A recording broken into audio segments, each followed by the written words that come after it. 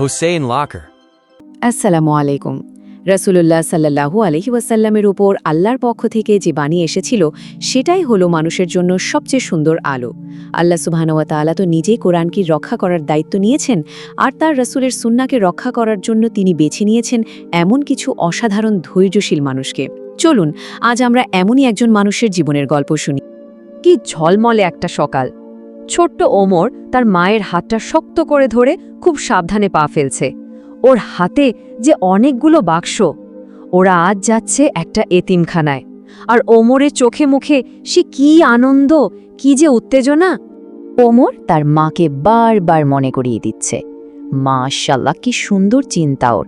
মা তো ওর কথা শুনে হেসে ফেললেন, আদর করে বললেন, আমার সোনা, আজ তোমার এত আনন্দ হচ্ছে কেন? আমরা তো প্রতি মাসেই ওদের জন্য টাকা পাঠিয়ে দিই। ওমর কি সুন্দর করে গুছিয়ে উত্তর দিল।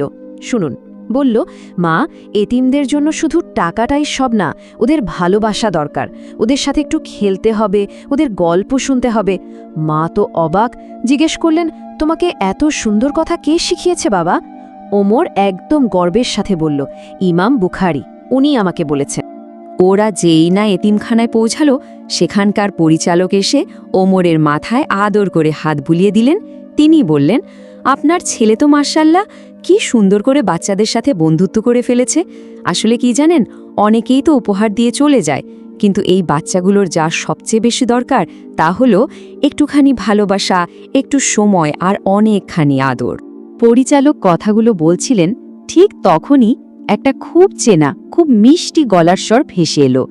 ওমর তো চমকে তাকালো, আর খুশিতে ওর মনটা যেন প্রজাপতির মতো উড়তে শুরু করল। আরে, এ তো স্বয়ং ইমাম বুখারী! ওমর খুশিতে প্রায় লাফিয়েই উঠল, বলল, আমি তো জানতাম আপনি এখানেই থাকবেন, কারণ আপনিই তো শিখিয়েছেন। রাসূলুল্লাহ সাল্লাল্লাহু আলাইহি ওয়াসাল্লাম বলেছেন, আমি আর যে এতিমের দায়িত্ব নেয় সে জান্নাতে ঠিক এমন পাশাপাশি থাকব। এই বলে ওমর তার শাহাদাত আর মধ্যমা আঙুলহুটোকে একসাথে করে দেখালো। ইমাম বুখারী রহম ওর কাণ্ড দেখে মিষ্টি করে হাসলেন। এই সুন্দর দৃশ্য দেখে ওমরের মা বললেন, আলহামদুলিল্লাহ, আল্লাহ তো কুরআনেই বলেছেন, আর আপনি ধৈর্যশীলদের সুসংবাদ দিন।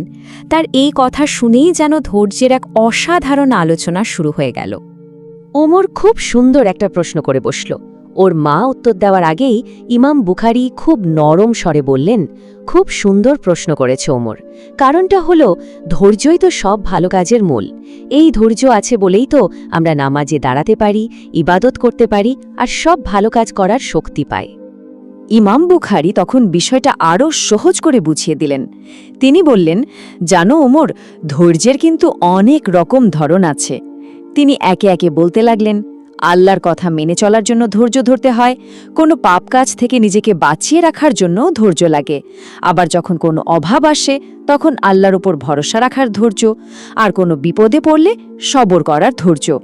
তিনি আরও বললেন, তবে এর মধ্যে সবচেয়ে কঠিন হল আল্লাহর আদেশ মানার ধৈর্য, কারণ তখন তো আমাদের না মানারও সুযোগ থাকে, কিন্তু আমরা শুধু আল্লাহকে ভালোবাসি বলেই তার কথা মেনে চলি। ধৈর্যের কথা বলতে বলতে ইমাম বুখারী যেন তার ছোটবেলার একটা স্মৃতিতে হারিয়ে গেলেন। তিনি ওমরের দিকে তাকিয়ে বললেন, জানো, ধৈর্য আর অন্তর দিয়ে বোঝার এই শিক্ষাটা আমি অনেক ছোটবেলায় পেয়েছিলাম। তোমাদের একটা গল্প শোনাই। এটা ছিল তার কুরআন শিক্ষার ক্লাসের ঘটনা। শিক্ষক ছোট মোহাম্মদ, অর্থাৎ ছোটবেলার ইমাম বুখারীকে খুব ভালোবাসতেন। তিনি তার পিঠে হাত রেখে বললেন, শাব্বাস। তারপর জিজ্ঞেস করলেন, তোমার রুটিটা কোথায়? মোহাম্মদ একটু অবাক হয়ে বলল, আমার তো ব্যাগের মধ্যেই থাকার কথা। হঠাৎ করে ক্লাসের অন্য একটা ছেলে চিৎকার করে বলে উঠল, ও তো চোখে দেখতে পায় না, তাই আমার রুটি চুরি করেছে। কি ভয়ানক একটা কথা! ক্লাসের সবাই একদম চুপ হয়ে গেল। শিক্ষক তখন ছোট মোহাম্মদকে জিজ্ঞেস করলেন, তুমি কিভাবে প্রমাণ করবে যে তুমি নির্দোষ?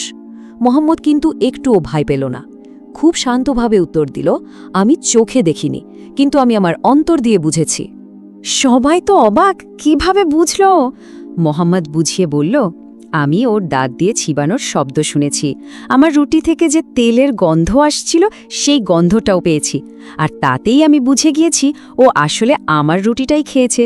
ক্লাসের সবাই চুপ হয়ে গেল, আর যে ছেলেটা মিথ্যা কথা বলেছিল সে লজ্জায় তার মাথাটা নিচু করে ফেলল। গল্পটা শুনে ওমর তো পুরো অবাক। সে ইমাম বুখারীকে জিজ্ঞেস করল, কিন্তু আপনি এটা পারলেন কি করে? এটা তো একদম জাদুর মতো লাগছে। ইমাম বুখারী হেসে বললেন, ওমর, চোখের দৃষ্টি একটা জিনিস আর অন্তরের দৃষ্টি কিন্তু আর একটা জিনিস। চোখ দিয়ে আমরা শুধু বাইরের জিনিসটা দেখি, কিন্তু অন্তর দিয়ে সত্যটা বোঝা যায়। আল্লাহ যাকে ধৈর্য দেন তাকে অন্তর দিয়ে দেখার এই আলোটা উপহার দেন। সুবহানাল্লাহ, কি গভীর একটা কথা। ওমর তখন জিজ্ঞেস করল, তার মানে আপনি চোখে দেখতে পেতেন না, তারপরেও আল্লাহর উপর কৃতজ্ঞ ছিলেন? ইমাম বুখারী বললেন, হ্যাঁ, আলহামদুলিল্লাহ, আল্লাহ আমার কাছ থেকে একটা নেয়ামত নিয়েছিলেন ঠিকই, কিন্তু আরও অনেকগুলো নেয়ামত তো রেখে দিয়েছিলেন। বুদ্ধিমান তো সে নয় যে কোনো কিছু হারিয়ে গেলে সেটা নিয়ে বসে বসে কাঁদে, বরং বুদ্ধিমান তো সেই যার কাছে যা আছে তা দিয়েই সে কাজ করে। এই কথাগুলো শোনার পর ওমরের মনে হলো সে যেন একটা বিশাল রহস্যের সমাধান খুঁজে পেয়েছে। তার কাছে সবকিছু একদম আয়নার মতো পরিষ্কার হয়ে গেল। ওমর মনে মনে ভাবল, তাহলে এই ধৈর্য আর এই কৃতজ্ঞতায় ইমাম বুখারীকে এত বড়, এত মহান বানিয়েছে। আল্লাহ যাকে চান তাকে ঠিক এভাবেই অন্তরের আলো দিয়ে সম্মানিত করেন আর সবার কাছে প্রিয় করে তোলেন। কথাগুলো ভাবতে ভাবতে ওমর দেখল ইমাম বুখারী আকাশের দিকে তাকিয়ে আছেন। তার চোখে যেন এক নতুন স্বপ্ন, এক নতুন যাত্রার আলো ছিকছিক করছে। তিনি আস্তে করে বললেন, আর সামনে ছিল আরও বড় এক সফর, হাদিস সংগ্রহের সফর। কিন্তু মনে তো প্রশ্ন আসে, তাই না? ছোটবেলায় যে দৃষ্টি হারিয়ে গিয়েছিল তা কি আবার ফিরে এসেছিল? আর কিভাবে শুরু হয়েছিল রাসূলুল্লাহ সাল্লাল্লাহু আলাইহি ওয়াসাল্লামের হাদিস সংগ্রহের জন্য সেই হাজার হাজার মাইলের ঐতিহাসিক যাত্রা? এই অসাধারণ গল্পটা আমরা শুনব আমাদের আগামী পর্বে ইনশাল্লাহ। সেই পর্যন্ত আল্লাহ আমাদের সবাইকে ধৈর্য আর কৃতজ্ঞতা দিয়ে আমাদের অন্তরকে আলোকিত করার তৌফিক দিন। আসসালামু আলাইকুম। লাইক, কমেন্ট, সাবস্ক্রাইব, আপডেট পেতে বেল আইকন অন করুন।